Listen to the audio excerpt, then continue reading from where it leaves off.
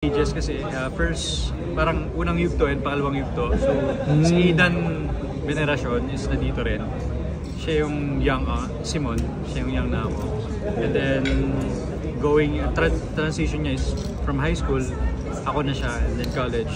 So kailangan medyo, alam mo yun, batang tingnan, ganun, schoolboy.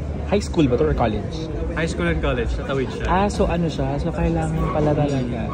Tapos yung character ko dito si Simon, of course mahirap lang sila.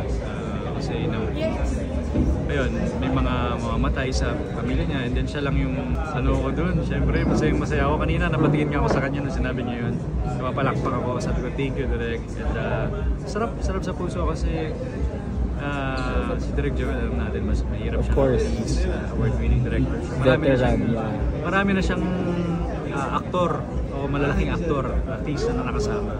So para masabi niyo yun kanina, I'm proud dun sa naging role ko kahit na very short lang yung appearance ko doon, pero alam ko din nagawa ko ng tama kasi syempre binigay ko yung best ko. Natakot ako kay Direk.